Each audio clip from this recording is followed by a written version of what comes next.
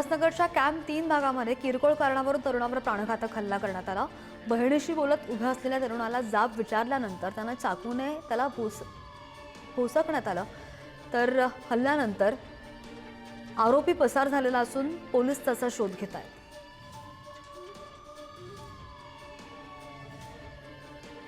कोल्हापूरच्या सासणे कॉलनीमध्ये तरुणांच्या टोळक्याने एका तरुणावर हल्ला केल्याची घटना घडली। यावेळी कॉलनीमधील काही वाहनांची तोडफोड करण्यात आली आहे। टोळक्याने धारदार शस्त्र नाचवत परिसरामध्ये दहशत माजवण्याचा प्रयत्न सुद्धा केला। सार्वजनिक ठिकाणी मद्यपान करण्यापासून रोखल्यानंतर ही घटना घडली।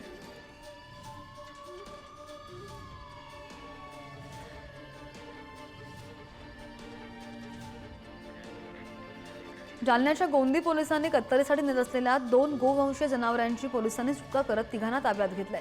यापैकी एक जण अल्पवयीन असल्याची माहिती आहे। या कारवाईमध्ये तब्बल 7,50,000 रुपये किमतीचा मुद्देमाल जप्त करण्यात आलाय।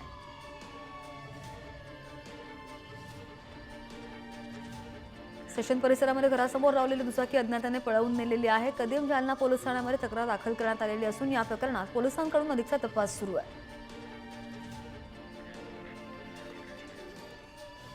जालना जिल्ह्यामध्ये अवैध वाळू वाहतूक करणाऱ्या विना क्रमांकाच्या 46 वाहनांवर वायुवेग पथकाकडून कारवाई करण्यात आली आहे। यावेळी अवैध वाळू रोखण्यासाठी आणि नियमांचं पालन सुनिश्चित करण्याच्या उद्देशाने ही कारवाई झालेली आहे।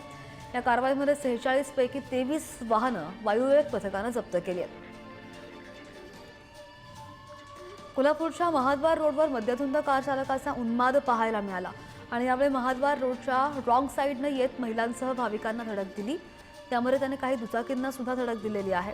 संतप्त जमावाकडून मध्यधुंद कार चालकाची कपडे फाटेपर्यंत धुलाई करण्यात आली।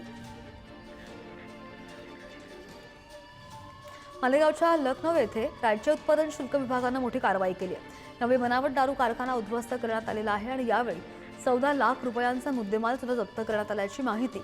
या प्रकरणी पोलिसांकडून अधिकचा तपास करण्यात येतोय। जळगावच्या भुसावळमधील प्राथमिक शिक्षकांच्या नूतन सहकारी पतपेढीमध्ये लिपिकाकडून कोट्यावधी रुपयांचा अपहार करण्यात आलेला आहे।